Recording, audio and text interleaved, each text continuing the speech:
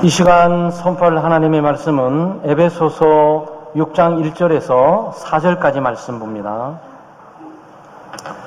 에베소서 6장 1절에서 4절까지 한 구절씩 교독하고 4절은 함께 한 목소리로 낭독합니다. 자녀들아, 주 안에서 너희 부모에게 순종하라. 이것이 옳으니라.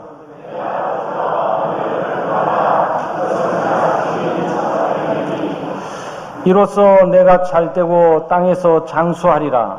또 아비들아, 너희 자녀를 노엽게 하지 말고 오직 주의 교훈과 훈계로 양육하라. 아멘.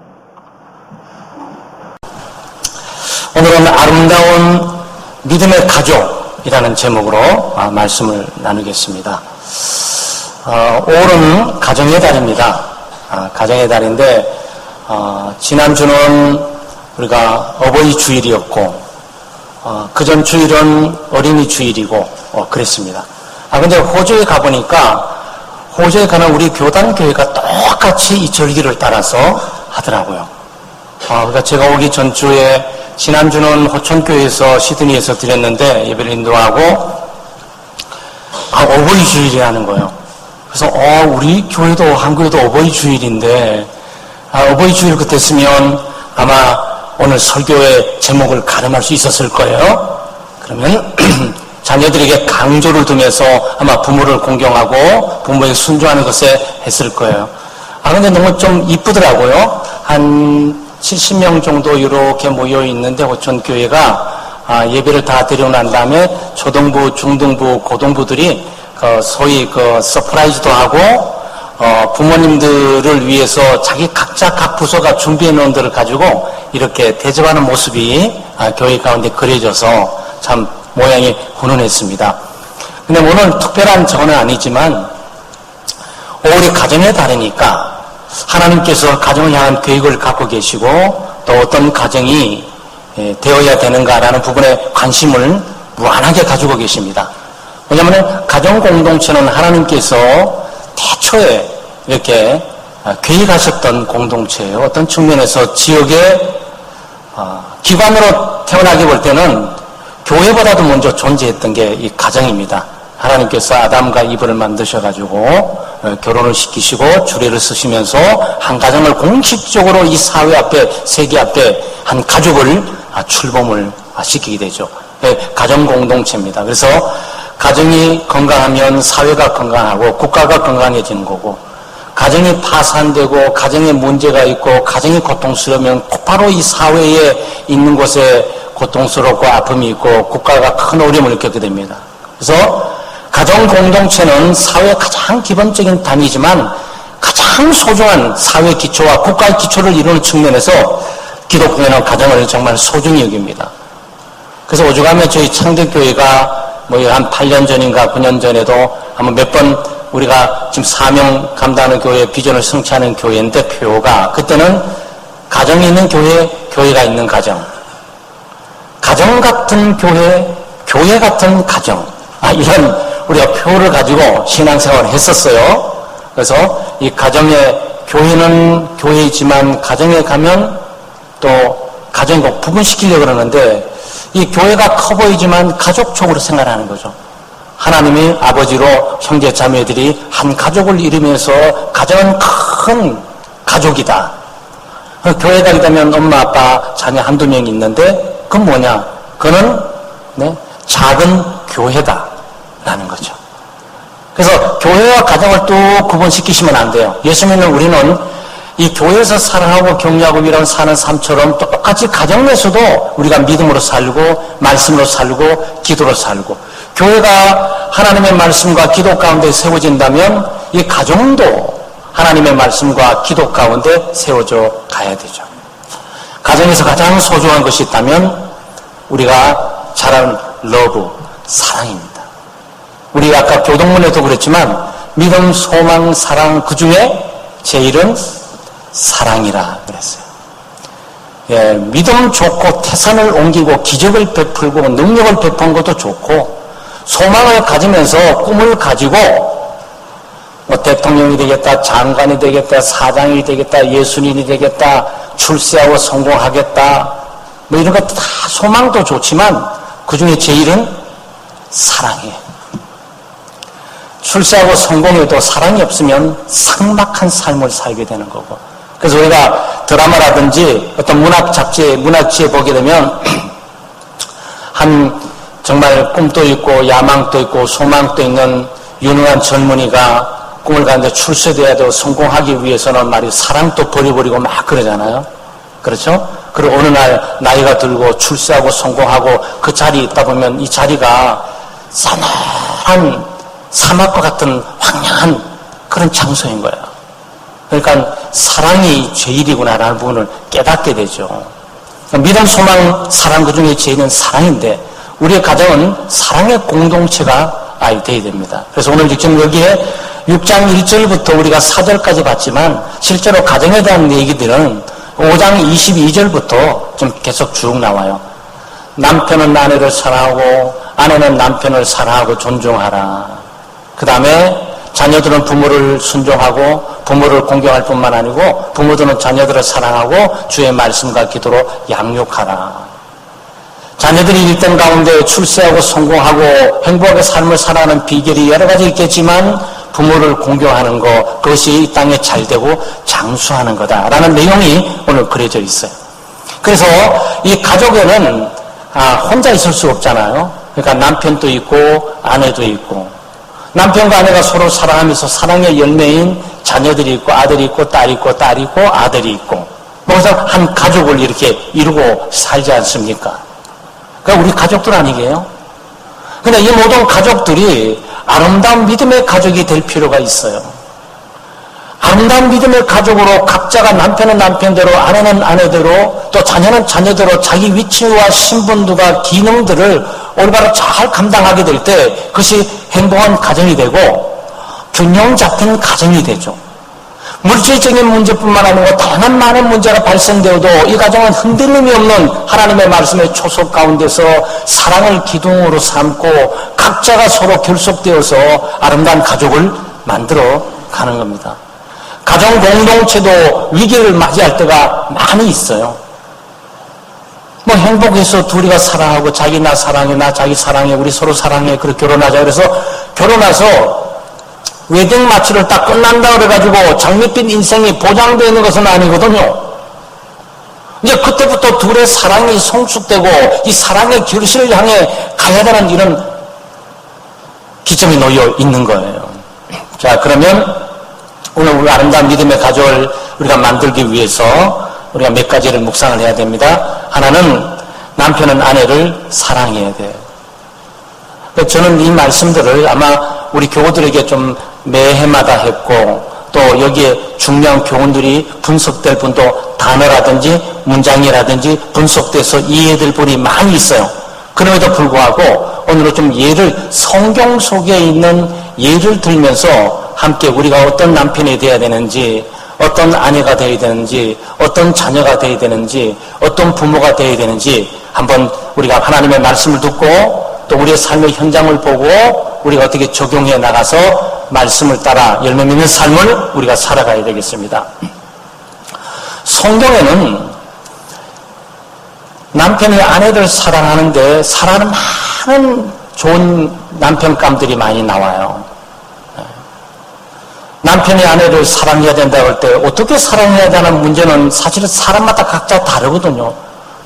도대체 사랑이란 무엇이며 남편이 아내를 사랑해야 되는데 그냥 장밋빛 하나 주면 되는 건가? 그냥 식사 하나 대접해 주면 되는 건가? 그냥 소위 립 서비스처럼 날마다 사랑한다고 말만 해주면 되는 건가? 도대체 어떻게 아내를 사랑해야 되냐라는 이 문제는 기독교인들에게 있어서 굉장히 중요한 주제가 되는 거죠. 아마 여러분 성경에 보면 보아스라는 남자가 나와요. 이게 룻의 남편입니다. 여러분 잘 아는 룻은 이방 여인일 뿐만 아니고 소위 우리로 치면은 여기 와 있는 외국 사람이에요. 우리가 힘도 없고 능력도 없고 집안도 없고 가문도 없고 여러 모압 지방에 있었던 그 여인인데 그냥 단 홀로 또 이혼도 했던 여인이고 그런데 이 보아스라는 남자가 이 룻의 남편이 됩니다. 하나님의 도움을 그네가 남편이 되면서 이 룻의 약한 점, 약점들, 부족한 것들, 다른 나라에 살고 있다라는 것들 이걸 막고, 또 호르몬을 모시고 산다라는 것도 막고, 여성 혼자 이 거친 세상을 살아간다는 것도 막고, 그러면서 다 보강을 해줍니다. 그래서 루스라는 이 여인이 미래에 예수님의 조상이 되게 되죠. 그래서 남편이 잘 아내를 돕고 세우고 아내의 연약함을 돌보고 사랑하고 격려하고 위로해서 가는 모습이거든요. 뿐만 아니고 이 야곱이 있어요. 야곱이 참 야비한 사람이에요.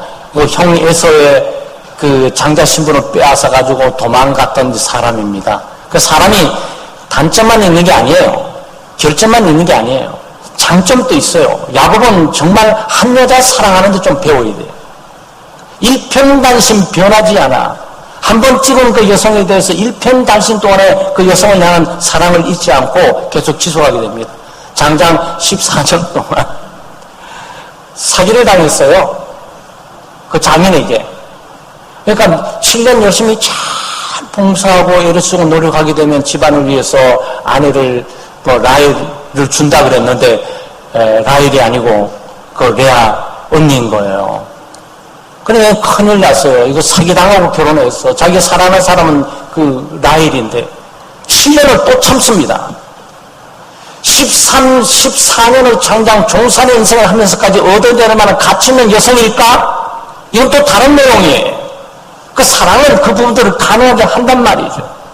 그래서 라헬을 위로하고 격려할 뿐만 아니고 끝까지 사랑을 지켜나갈 모습을 보게 됩니다. 엘가나라고 있어요. 엘가나는 한나의 남편입니다. 그렇죠? 네, 한나는 그 자식이 없어요. 근데 다른 아내는 자식이 있어요. 그때는 뭐 일부 일처제로 잘 지켜야 되는데 그때 하나님의 말씀대로 일부 일처제가 아니라 사회나 통성적인 일부 이처, 일부 다처 뭐 이렇게 갔던 거예요. 그래서 그 다른 아내도 있는데 이 한나는 자식이 없는 겁니다. 자식이 없으면 지금 여러분 상황으로 보시면 이해가 잘 안 돼요. 이때 상황 보면은 이거는 집안에서 쫓겨나는 거예요. 이 과거의 여성은 그냥 사랑의 대상이라든지 또는 가족의 대상으로 생각했던 것이 아니고 우리 가정의 물건으로 그냥 좋은 소, 황소 하나 더 들어온 정도의 기본으로 생각을 했던 거예요. 그래서 여러 가지 상황들이 전개되는 가운데 한나가 와서 자녀를 낳아야 되는데 자녀를 못 놓은 거예요. 그럼 이것을 우리가 소위 옛날에 소박 맞는다 그래가지고 이 집안을 돌려보내잖아요. 그리고 여성에게 더 이상 여성뿐만 아니고 여성의 집안에 더 이상 항변하거나 말할 수 있는 것이 아무것도 없어요. 이거는 뭐죠? 치명적인 약점이지. 한나의 치명적인 약점, 가슴 나쁜 약점, 이것 때문에 그가 와서 입술을 술에 취한 것처럼 기도했던 그런 내용이에요. 그런데 이 엘가나가 이 한나를 더 사랑합니다. 자식이 없어서 천대하고 박대하고 다른 여자를 들여다가 아이를 낳아야지 그리고 부모를 기쁘게 이런 상황이 아니라 이 한나를 감싸고 위로하고 격려하고 이 한나와 함께 기도하는 성전까지 데려가고 일을 계속하는 거예요. 아마 남편 가운데 요셉이 있어요. 네, 요셉은 예수님의 어머니 마리아의 남편이잖아요. 마리아와 약혼을 했습니다. 그 당시에 약혼은 지금과 달라요. 그때는 약혼이 곧 결혼이에요. 약혼은 결혼의 전조예요. 네, 그러니까 그때 약혼은 지금과 결혼과 거의 흡사할 법적인 효력을 가지고 있습니다. 그런데 이 마리아가 자기는 통치한 적도 없고 그런데 아기를 벌컥 낳았네. 물론 성경은 나중에 성령께서 역사하셔서 이 요셉에게 예수 그리스도다, 구세주가 되신다, 성령으로 잉태됐다, 걱정하지 마라, 마리아 데려오기를 걱정하지 마라라고 성령께서 말씀해 줄 때까지는 아직도 착잡한 심정 감출 수 없었어요. 아니 우리 성경 속에 이 복음서 중간에 볼 수 있습니다. 그래서 이거 어떡하지 안절부절하면서 결국 가만히 끊고자 하는 것으로 결정 내리게 됩니다.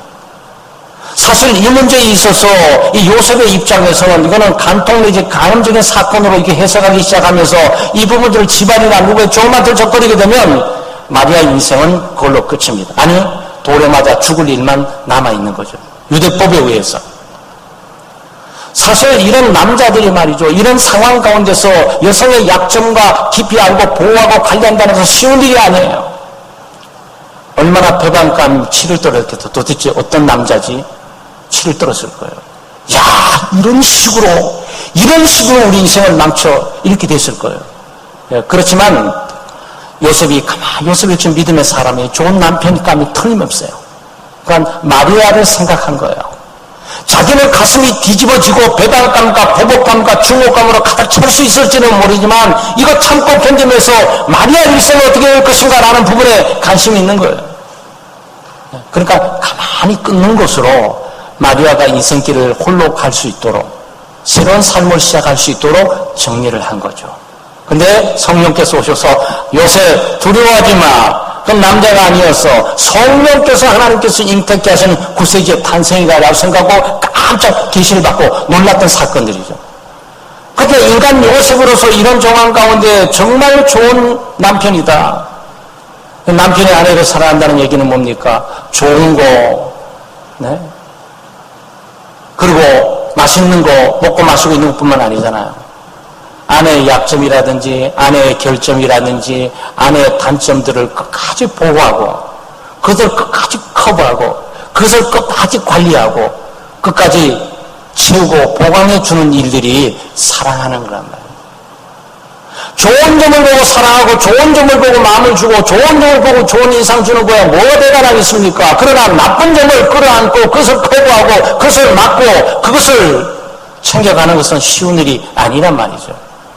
그러니까 가정의 달을 맞이해서 우리는 좋은 남편, 좀 성경에 있는 믿음의 좋은 남편의 모습을 보고 우리 아내들에게 약점들을 지적하지 말고 약점 비난하지 말고 약점 공격하지 말고 네, 그것을 오히려 덮어주고 그것을 가려주고 네, 그것들을 자기 힘과 능력으로 보강해주는 그런 믿음의 좋은 남편 되시기를 주의 이름으로 축원합니다.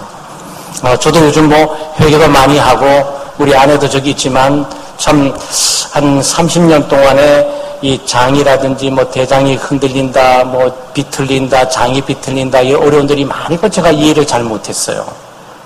그래서 머리 때문에 오고 있다는 사실을 깊이 깨닫고 난 다음에 참 많이 회개했습니다. 그 회개란 큰 죄 때문에 그런 내가 아내를 너무 이해하지 못했다. 그 아픈 고통 물론 본인도 이해를 못했을 거고 의사들도 다 이해를 못했겠지만 결과를 지금 오고 날 때 그 30년의 세월 가운데 그 한 순간순간마다 낮에 짜증 쓰는 모습으로 보였던 그런 내용들이 너무나 가슴 아프게 다가오는 거예요. 그거는 짜증 내서는 될 일이 아니었고 그거는 왜 이렇게 되는 거지? 왜 당신만 이렇게 되는 거지? 하는 문제를 제기해서는 안 돼야 될 내용들이었던 거예요. 근데 저의 입장에서는 시간들이 지나면서 덜 아프니까 근데 병원에 가게 되면 찾지를 못하니까 이거 왜 이러지? 다른 사람은 괜찮은데 그 오죽하면 우리 아내가 그런 얘기를 했어요. 그냥 장기를 다 드러내서 깨끗이 씻어가지고 집어넣고 싶다고. 한 번은 심장이 그러고 한 번은 장이 그러고 한 번은 위장이 그러고 온 오장육부가 그렇게 막 비틀리니까 말이죠. 그게 내 종양과 뇌전증으로 보고 있다는 사실을 누가 알겠습니까? 근데 하나님께서 알게 해주셔서 너무 감사하고 깨닫게 해주셔서 감사하고 남은 생활 가운데 아내에 주어진 여러 가지 신경의 모든 시스템을 내가 약점을 내가 커버해 가야 된다. 이거는 내 몫이다 라는 부분을 제가 하나님의 말씀을 통해서 저에게도 적용하고 지금 다짐을 하고 있어요. 물론 조심스러운 일이지만 우리 힘과 능력으로 할 수 없을지라도 우리가 사랑한다는 내용이 있어서 정말 아내가 가지고 있는 가장 강력하고 치명적인 그 약점들을 우리 남편들이 그것을 가지고 함께 커버해 주거나 그것을 함께 아파하거나 함께 지고 가지 않으면 그건 사랑이 아니죠. 사랑은 약한 점들을 함께 지고 가는 거거든요. 두 번째는 아내는 남편을 존중하고 남편을 사랑해야 됩니다. 남편을 사랑하는 것, 존중함으로 사랑하고 존경함으로 사랑하는 거죠. 여러분 말씀하실 거예요. 우리 남편은 존경할 만한 데가 없어요. 우리 남편은 존중할 만한 데가 없어 보여요. 그래서 난 존중이 안 생겨요. 그래도 존중하고 존경할 것이 있어요. 네. 그리고 그런 아내가 되기 위해서 우리가 기도를 하는 거죠. 구약 성경에 보면 아비가일이라는 아내가 나와요. 남편이 나발입니다. 나발은 형편없는 사람이에요. 경우 없는 사람이고 양심이 삐뚤어져 있는 사람이고 또 양심이 틀어진 사람이고 그리고 덜 지혜롭지 못하고 무능하게 있는 남편이에요. 근데 돈이 많아요. 돈이 많고 재산이 많은 거예요. 뭐 그래서 이렇게 좋은 아내를 얻게 됐는지 모르지만 어쨌든 상황이 어떻게 됐냐면 그 당시에 재산이 막 있는 땅 동물들이거든요. 동물, 식물, 땅이 재산이에요. 뭐 지금 있는 빌딩, 건물, 사업체 보존하듯이 말이죠. 그런데 그때는 치안이 제대로 없습니다. 치안이 들어보고 여기저기 강도들이 들끓이면서 와서 짐승들 약탈해가고 자기 종들 죽이고 그러기 때문에 누가 도와줘야 되는 거예요. 그런데 다윗이 군사를 좀 몇을 이끌고 이거저거 유리하고 방어하거든. 과거 한때 말이죠. 이스라엘의 영웅 골리앗을 죽이면서 사울은 청천이고 다윗은 만마리 백성들의 환호 가운데 등극했던 그 인물이 장인의 추적을 받으면서 늘 이게 죽음의 문턱에 사망의 음침한 골짜기로 정말 다녔던 거예요. 시편 23편에 그냥 하는 게 아니에요. 자기 인생의 사망의 음침한 골짜기로 다녔던 거예요. 그렇지만 자기도 먹고 군사도 먹고 살아야 되니까 나발에게 얘기한 겁니다. 여기 있는 너의 모든 재산을 우리가 지켜줄게. 대신에 시간마다 때마다 필요할 때 나도 우리 군사들을 좀 먹여야 되지 않냐. 그러니까 식량을 좀 주겠냐. 뭐 그렇게 하기로 했어요. 그렇게 하기로 했습니다. 그 어느 날 다윗이 사람을 보내서 식량 좀 달라고 좀 보냈는데 그냥 재산이 없어서 못 주겠다. 이번에 음식이 없어서 못 주겠다 이러면 되는데 다윗이 누구냐. 이렇게 나간 거예요. 다윗이 누구냐. 나는 걔는 알아도 다윗은 모르겠다. 이렇게 된 거예요. 그런데 이 소식을 다윗의 그 군사들이 딱 듣고 와가지고 다윗을 보고하니까 다윗이 화가 났습니다. 약속을 어긴 나발과 그의 가문과 집안들을 다 몰살시키고 재산 몰수한다. 그래서 간 거예요. 그런데 저쪽에 안방에 있는 바로 아비가일이라는 이 아내가 착한 종을 통해서 그 소식을 듣고 이런 바보 같은 남편을 봤나. 건들 사람은 건드려야지. 왜냐하면 다윗이 지금은 무명의 인물로 지내고 있지만 이 사람이 하나님의 사람인 거예요. 이 사람의 미래 그 구원하는 군사들, 백성들이 말이죠. 사울은 천천히고 다윗은 만만이라고 말했던 바로 그 영웅적인 인물이라고. 그 사람이 실패할 거 성공할 거 있을 때 실패할 때 사람을 무시하고 없으면 여기만 안 돼요. 사람됨을 알아볼 필요가 있는 거예요. 그 예수 믿는 사람도 말이죠. 공정하게 힘들고 어려울 때도 돕고 해야 되는데 또 좋고 좀 좋은 자리에 있을 때는 돕다가 또 약한 자리에 있으면 나한테 도움이 안 되니까 끊고 이러면 안 돼요. 아비가일이 깜짝 놀랐습니다. 이 아내가. 이 현명하고 명사가 똑똑한 아내가 사태 파악을 한순간에 했어요. 이거는 종이 말하지 않고 그냥 다윗의 군사들이 이 말을 듣고 갔어요. 이 소리 듣는 것마다 이 판을 한눈에 읽었어요. 근데 이걸 누가 읽어야 됩니까? 남편이 읽어야지. 이 사업을 남편이 읽어야지. 상황을 지금. 근데 그렇지는 못했단 말이죠. 그러니까 집안이 풍지박산이고 지금 위기 가운데 만났는데 아비가일이 즉각적으로 모든 것들을 두세 배를 다 실어가지고 정신없이 말을 타고 끌고 다윗이 오는다는 그 위치 그 장소로 맞은편에 갑니다. 저 멀리 다윗 오는 걸 보고 손자가 달려가서 가탑도 말도 하지 않고 그냥 내려가지고 여성이 말이죠. 그냥 그 다윗 앞에 팍 무릎 꿇고 주아리면서 가는 겁니다. 용서해달라고. 그리고 우리 남편이 좀 괜찮은 사람이었는데요. 이번 일에 실수했나봐. 이렇게 말하지도 않아요. 나발은 나쁜 사람입니다. 내 남편이지만 미련한 사람이고 그 사람 욕심이 많은 사람이고 이번에도 이 문제를 결국 이렇게까지 끌어왔습니다. 근데 종을 통해서 내가 듣고 보니 앞으로 장차 왕 되실 분 앞에 이 처신은 맞지 않다고 정신없이 보따리 사들고 달려왔습니다. 그리고 내 남편 죽여도 상관이 없지만 당신에게 피를 흩칠 만큼 가치 있는 인물도 못 됩니다. 이렇게 얘기하는 거예요. 아주 굉장히 공정할 뿐만 아니고 날카롭게 이 상황들을 바라보면서 얘기를 해요. 그 다윗이 흥분하고 있는 마음 가운데 가만히 듣자 보니 어떤 여인 하나가 달려와서 탁 굴더니 나발에 대해서 나발이 문제가 있고 잘못된 사람이고 미련한 사람이고 어리석은 사람이고 그 사람 양심도 불량한 사람일 뿐만 아니고 집안 치리도 엉망진창인데 바로 그 사람이 내 남편입니다. 죽이고 싶겠지만 죽일 가치도 없는 존재예요. 만약 다윗께서 그를 죽인다면 미래 다윗께서 왕으로 등극하게 될 때 굉장히 불명예로 남을 수밖에 없는 존재 인물에 불과합니다. 이걸 얘기하는 거예요. 그러니까 그 경로했던 분이 다 녹아지면서 말이죠. 도대체 이런 연인을 얻고 있는 그 남편은 어떤 사람이 오히려 부러워할 만큼 상황이 말이죠. 그러니까 위기 가운데 구했어요. 여성이 아내가 남편의 부족과 남편의 연약함과 남편의 미련함과 고집불통적이고 말이죠. 말도 듣지도 않고 하는 것들을 지혜롭게 정리하면서 남편을 살릴 뿐만 아니고 가족을 살리는 이 아내 모습이 여기 있어요. 네.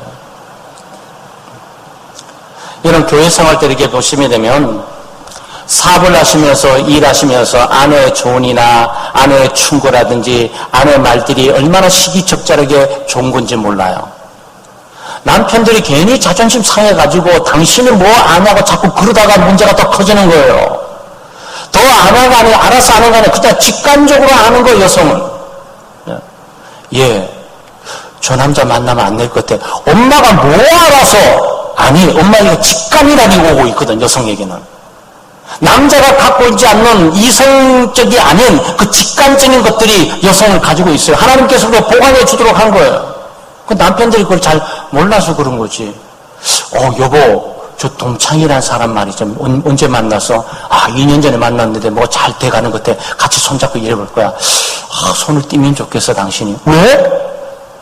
저 사람 왠지 좀 아무래도 좀 안 좋은 것 보니 당신이 뭐 하냐고 저 친구 나 고등학교 3년 동창 3년 동안 같이 있었고 했는데 당신 지금 한 번 보고 지금 얘기해 말도 안 되는 소리 하지. 아니 그 말을 들었어야지. 네, 그 말을 들었어야지. 아마 이거 남성분들 많이 있지만 집안일을 해나가면서 여성의 어떤 조언과 충고 가운데 당신이 뭘 아냐 그러고 얘기했는데 언젠가 돌아가면서 그 진짜였구나라는 것 공연하고 있는 분도 많이 있을 수 있을 거예요. 아니 정말 많이 있을 수 있을 거예요. 저 자신도 그 중에 한 사람을 부인할 수 없는 거니까. 목회를 하면서도 말이죠. 네. 교회에서 보다 보면 어떤 교회 가운데, 우리 교회를 말하는 게 아니에요. 또 말하고 났다면 우리 교회 어떤 장로님이 돼서 쫙 잡고 이러지 마세요. 그러지 마세요. 우리 교회가 아니에요. 우리 교회 얘기하면 안 되지. 우리 교회는 다 좋은 분들만 계시고. 저분이 장로님 되셔서 안 되는 것 같은데 어떻게 장로가 되셨을까? 이게 궁금한 거야. 그건 나만 궁금한 게 아니야. 대부분 교우들도 다 그렇게 생각하고 동의하고 있어. 그런데 왜 그런지 그러면 전부 다 아내 때문에 그래요. 권사님 때문이에요. 그럼 이해하셨어요? 권사님이 헌신적이고 교회를 사랑하고 섬기는 모습 때문에 남편이 부족한 것을 알면도 불구하고 교인들이 장로로 찍어주는 거예요. 근데 그 장로가 아내 잘 만났다고 생각지 않고 자기가 잘나서 된 줄 생각하니까 문제가 발생되는 거예요. 거기서 발생되는 거예요. 여러분, 그래서 우리 목사도 마찬가지예요. 저도 그 중에 하나를 볼 수 있는지 모르는지 모르겠지만 목사님이 목회 잘해서만이 아니고 저 목사님 뭔가 부족한 게 많은데 교우들이 사모님 보니까 너무 귀하고 좋다. 여러분 지금 이 상황이 이대로 가고 계십니까? 여성의 위치와 상황들이 부족한 남편을 어떻게 세우는 것이며 어떻게 가는 것을 볼 필요가 있어요. 반면 저분은 분명히 안수집사님도 되고 저분이 분명히 장로님도 될 만한 감인데 왜 안 되는 거지? 그럼 그 교회 교우들이 서 얘기하면서 아내가요. 지금도 저런데 남편이 장로 되면 교회 아주 복잡해집니다. 이 뜻이 뭘까요? 아내 때문에 안 찍어주는 거예요. 사랑하는 여러분, 우리가 교회가 신앙생활하면서 혼자 믿음 생활 잘하고 혼자 성공한 하나님의 일을 하기 때문에 다 되는 줄 아세요? 아니에요. 투 비칸 만이고 둘을 같이 보는 거야. 둘을 같이 보는 거예요. 그래서 우리 목회 전선에서 우리가 목사님 후배나 강도사님 후배할 때 아내를 항상 아내에 대한 얘기를 많이 해요. 가정이 지금 제대로 작동되고 있나를 보고 싶은 거야. 왜냐면 목사님 가운데서 가정에서 폭력적으로 하는 분도 있다고 하시는 거니까. 그걸 어떻게 하냐고 우리가 말이죠. 오늘날 다 지나고 난 다음에 감쪽까지 쏘는 것처럼 그 집사님이 집에서 아내를 그렇게 폭행했는지 미처 몰랐어. 목사도 놀라고 교우들도 놀래요. 사랑하는 여러분, 우리는 현명한 아내가 되어야 됩니다. 지혜로운 아내가 되어야 되고 믿음의 아내가 되어야 되고, 그리고 남편의 부족을 비난하고, 왜 다른 남편 다 그러는데 당신만 그래? 다른 남편 지갑에 보니까 카드가 수십 개 갖고 있는데 당신 2개잖아. 이렇게 하시면 안 돼요. 그 약한 것들을 보강하고 위로하고 그것을 존중하고 사랑하고 덮어주게 될 때 남편의 부족을 읽고 들었으면서 앞으로 향해 나가게 되는 거죠. 여기 옛날 어른들은 많이 있지만 옛날 어른들이 항상 그 문제를 하고 있지 않습니까? 물론 남자에도 문제가 있는 거 사실인데 여성에게 책임을 지우면서 며느리가 잘못 들어서 우리 아들이 이렇게 됐다고 하는 얘기가 뭐 같아요? 그런 며느리를 기대했던 거야. 자기 남편의 부족과 자기 자식인 아들의 부족과 연약함을 좀 채우고 보강할 수 있는 그녀의 며느리와 아내였음이라고 생각을 하는 거예요.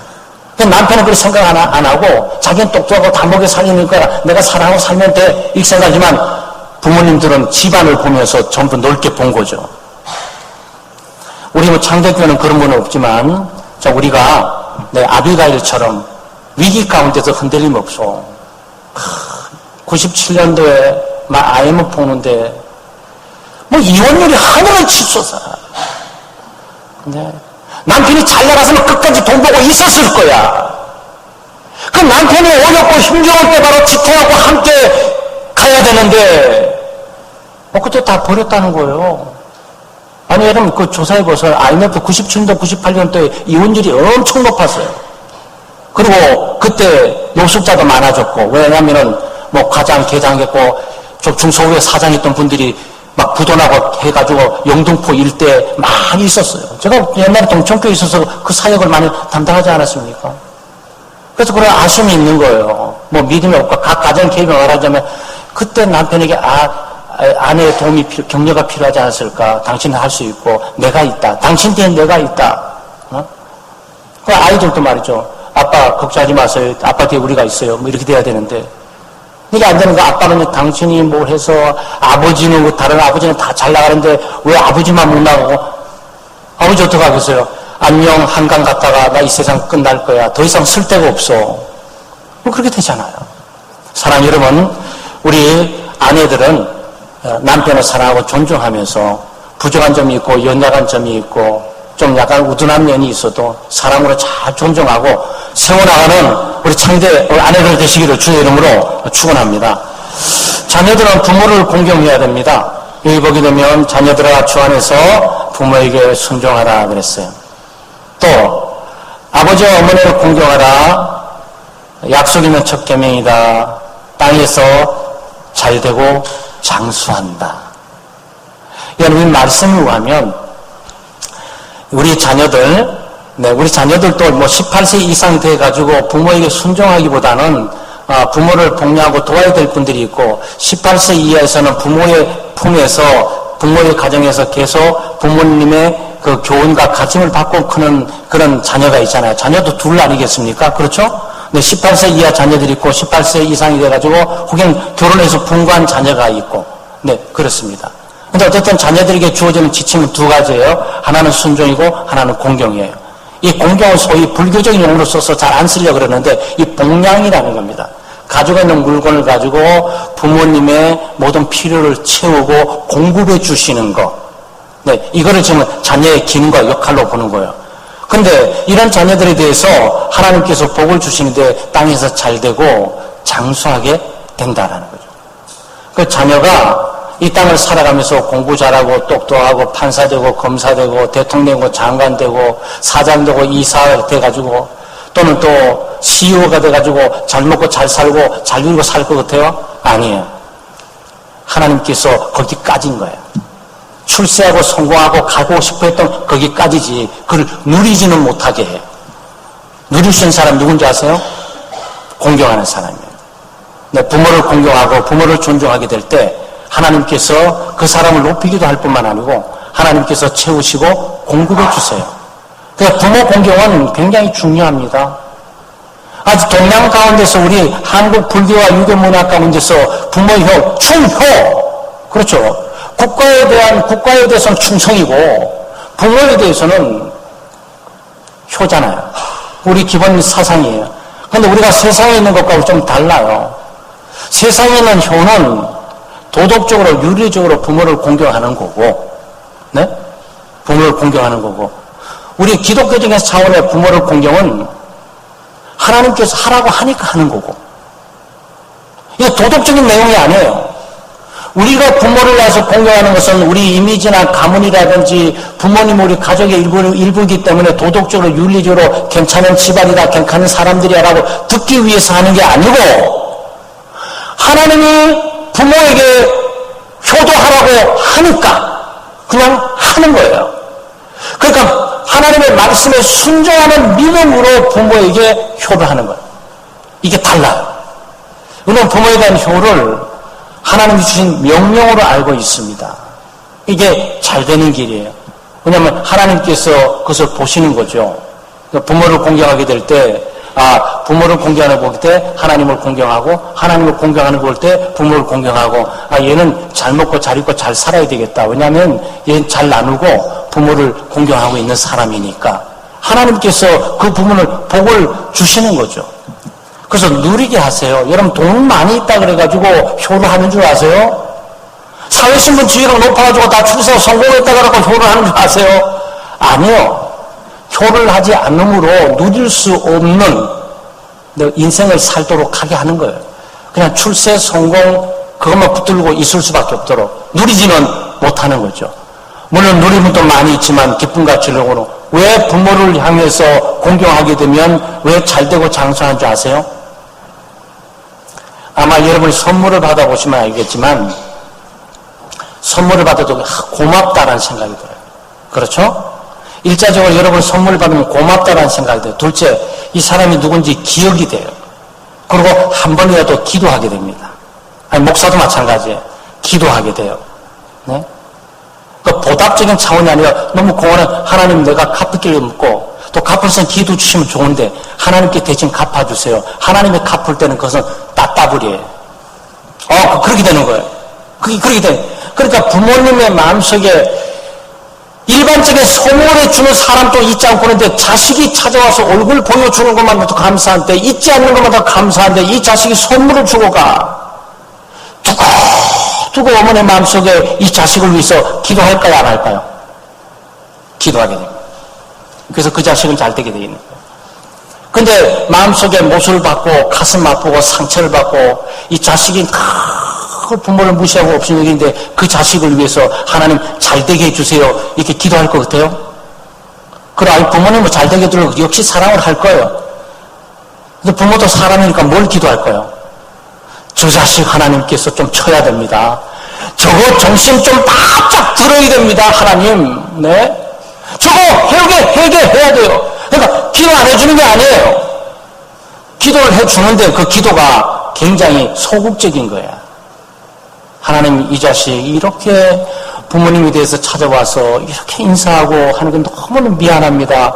자식을 위해서 해준 것도 아무것도 없는데 자기 잘된 것도 나를 위해서 내가 노력하고 애를 쓴 것도 크게 없는데 그 잘된 걸 내 탓을 하면서 와서 인사하고 있는 것은 너무너무 감사합니다.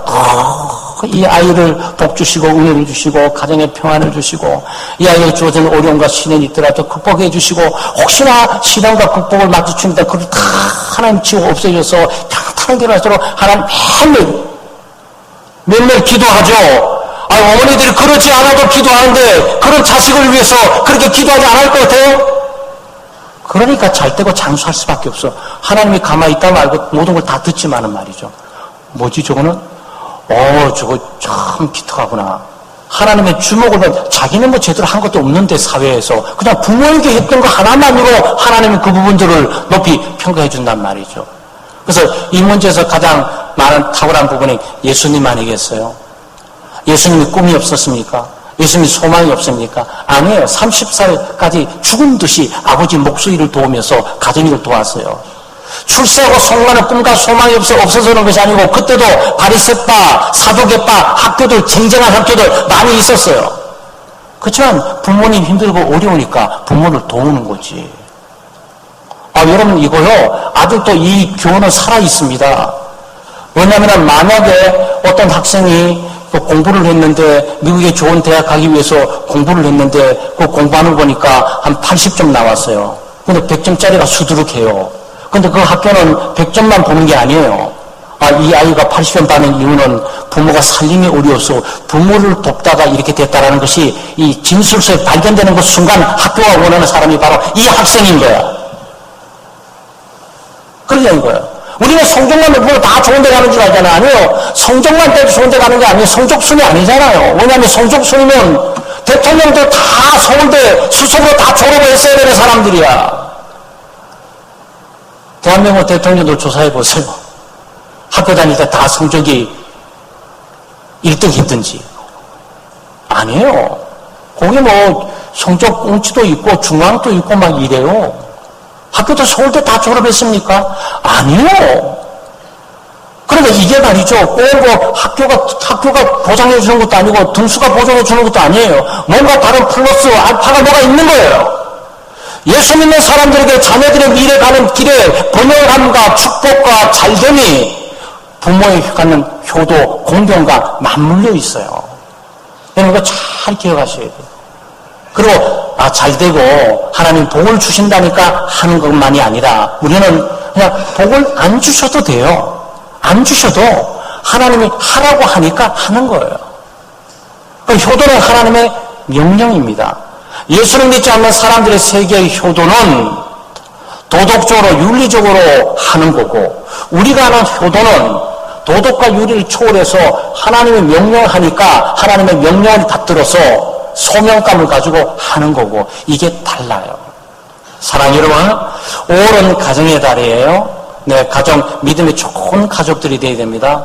믿음의 좋은 가정들을 만들어가기를 힘써야 돼요. 물론 중간중간 우리는 죄로 말미암아서 상으로 많이 깨어지고 아픔과 이 고통들을 경험하게 될 거예요. 그럼에도 불구하고 우리는 다시 다잡아서 좋은 남편이 되기 위해서 내가 뭘 해야 되는 거지? 아내를 사랑하고, 아내를 이해하고, 아내를 배려하고, 아내를 심히 고려하고, 또 아내들은 남편의 부족이나 연약함과 결점들을 보고, 그럼에도 불구하고 지적하고 비난하고 공격하는 것이 아니고, 그것들을 그 위기 가운데 앞서서 막기도 하고, 그런 지혜를 달라고, 슬기를 달라고 우리가 말할 필요 있고, 우리의 자녀들은 말이죠. 내 마음대로 내 뜻대로 내 생각대로 막 살아가는 것이 아니고, 하나님이 부모를 통해서 가정을 다스리고, 부모를 통해서 말씀하시니까, 하나님은 아버지에게 말씀하시고, 아버지는 들은 말씀을 아내에게 말해주고, 왜냐면 아담이 하와한테 말해줬잖아요. 아담은 그렇게 말해주면 아내 하와는 그것을 가지고 지키고 그 자식들 가인과 아벨에게 물려줘야 되고 그런단 말이죠. 그런데 아버지부터 신앙생활을 안 해. 아버지부터 하나님의 말씀을 안 들어. 그러면 그 가정 가운데 어떻게 하나님의 통치가 이루어지겠어요? 그러니까 우리 창대교회는 말이죠. 행복한 가정이 꽤 중요하지 않습니까? 건강도 소중하고 돈 버는 것도 소중하고 사회 출세하고 성화는 소중하지만 그 모든 것보다도 이 가족이 행복해야 되잖아요. 행복해야 됩니다. 그래서 믿음에 좋은 남편, 믿음에 좋은 아내, 믿음에 좋은 자녀들로 똘똘 뭉쳐서 죄가 간양하면서 깨워지고 부서지고 고통이 증가하는 세상 가운데 사랑의 공동체로서 정말 하나님의 보호를 받고 하나님의 승리로 살아가는 우리 가정들 다 되시기를 주의 이름으로 축원합니다. 하나님 아버지 참 감사합니다. 하나님의 은혜와 사랑으로 저희들이 살아갑니다.